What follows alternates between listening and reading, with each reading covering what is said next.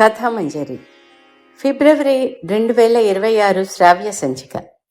కథ ఆడుతూ పాడుతూ.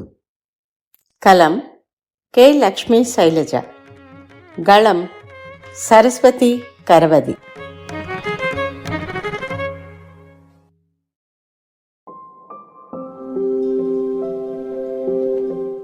రండి రండి, ట్రైన్ బాగా ఆలస్యమైందిగా అంటూ కొడుకును కోడల్ని ఇంట్లోకి ఆహ్వానించింది.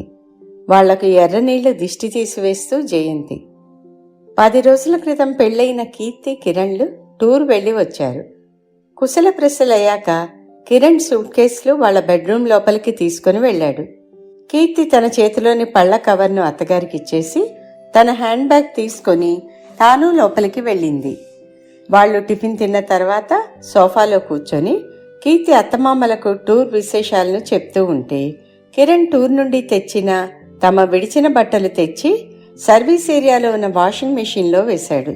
వాళ్ల నాన్న ఒకసారి కిరణ్ వైపు చూసి మళ్లీ కీర్తి మాటల వైపు దృష్టి సారించాడు. కొద్దిసేపు తర్వాత వంట దగ్గర కీర్తి సహాయం చేస్తుంటే జయంతి వంట చేసింది. కిరణ్ కూడా కూరగాయలు తరిగి పెడుతూ మిక్సీ వేస్తూ అక్కడే ఉన్నాడు. నువ్వెందుకులే కిరణ్ అని జయంతి అంటున్నా కూడా వినలేదు. భోజనాలైన తర్వాత నలుగురు తిన్న ప్లేట్స్ కూడా తీశాడు.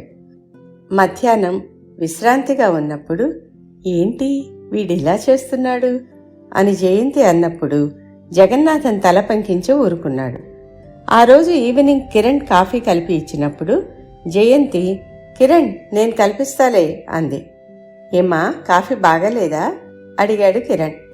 అని కాదు, నువ్వెందుకులే అని నసిగింది జయంతి. నవ్వాడు కిరణ్.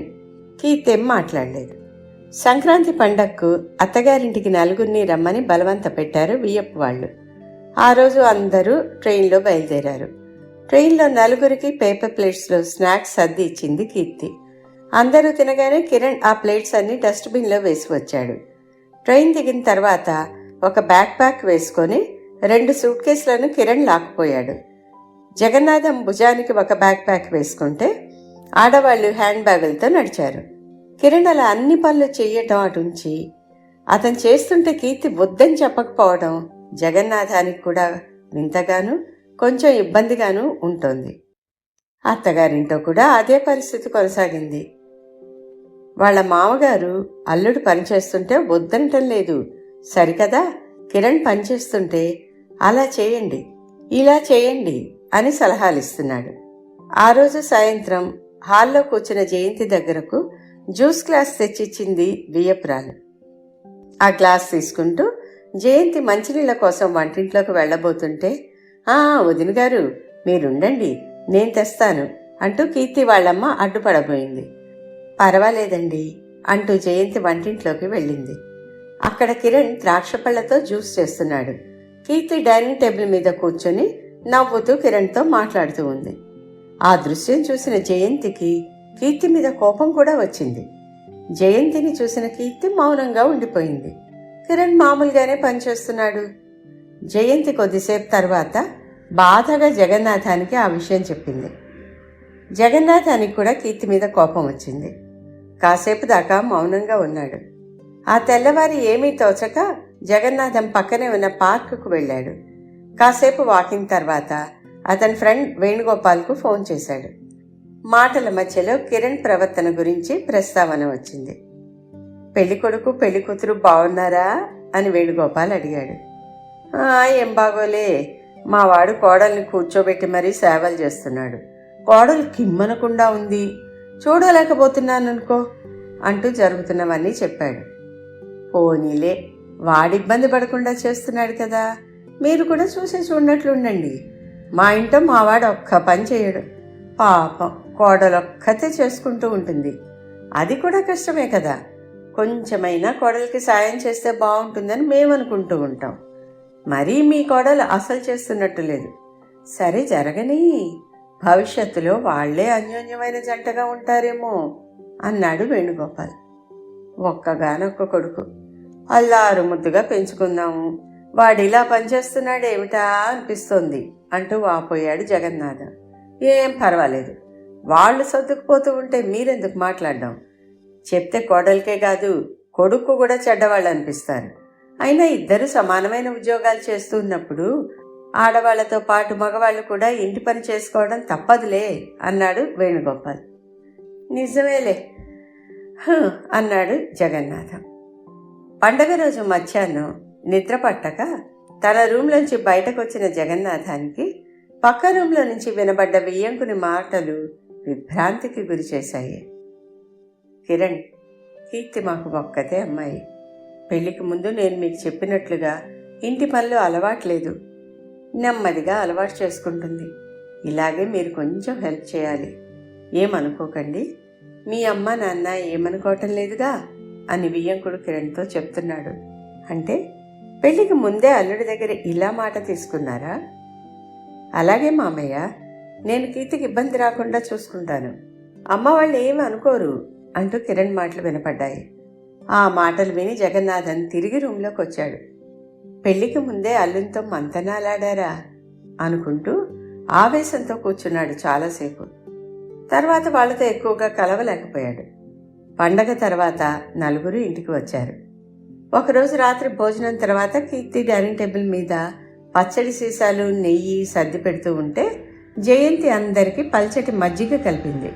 కిరణ్, ఇదిగో మజ్జిగ అంటూ వాళ్ళ బెడ్రూంలోకి వెళ్ళిన జయంతికి ఆడుతూ పాడుతూ పని చేస్తుంటే అలుపు సొలుపేమున్నది, ఇద్దరం ఒకటై చేయి కలిపితే ఎదురేమున్నది, మనకు కొదవేమున్నది అని పాడుతూ బెడ్ మీద బెడ్షీటు పిల్లో కవర్స్ మారుస్తున్న కిరణ్ కనిపించాడు.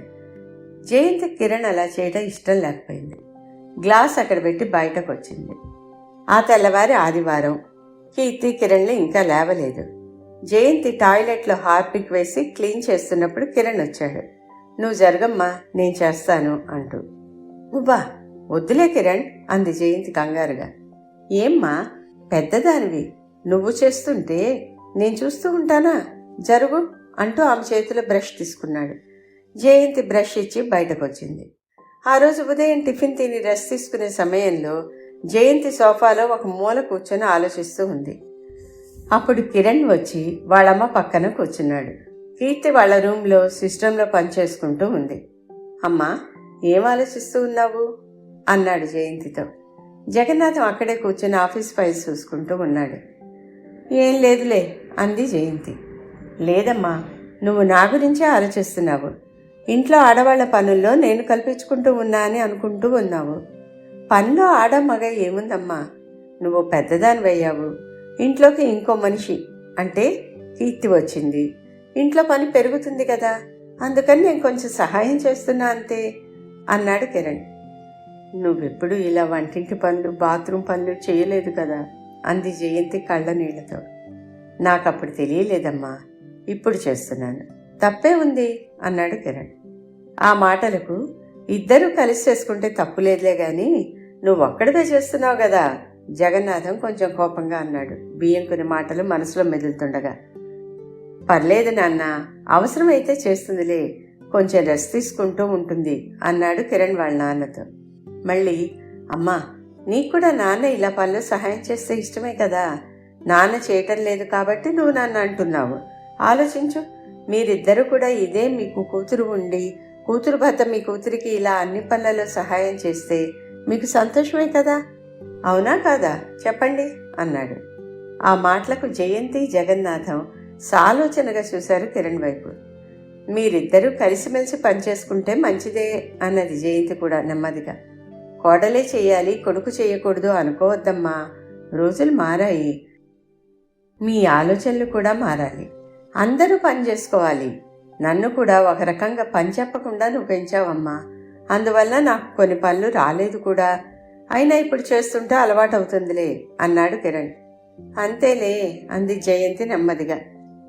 జగన్నాథం కూడా తల పంకించాడు, నిజమేలే అన్నట్లుగా. ఆలోచిస్తుంటే కిరణ్ చెప్పేది సమంజసమే అనిపిస్తోంది. స్నేహపూరితమైన వాతావరణంలో వాళ్ళిద్దరూ జీవిస్తుంటే తమకెందుకు ఈ ఆరాటం? ఇదంతా కీర్తి కిరణ్ను చిన్నచూపు చూస్తుందేమో అని భయమని అనిపిస్తోంది. అప్పుడు కిరణ్ గమనించుకోగలిగితే చాలే అని సర్దుకుపోవడం అందరికీ సంతోషం కదా. ఆడుతూ పాడుతూ పని చేస్తుంటే అలుపు సొలుపేమున్నది అని వాళ్ళు అనుకుంటూ ఉంటే మధ్యలో మనమెందుకు వాళ్ళని ఎగతాళి చేయటం అనుకున్నారిద్దరు.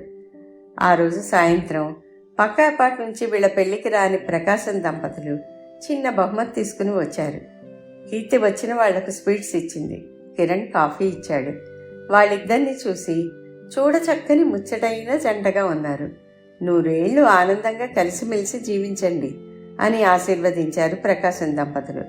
జయంతి, జగన్నాథం ఆనందంగా చూశారు.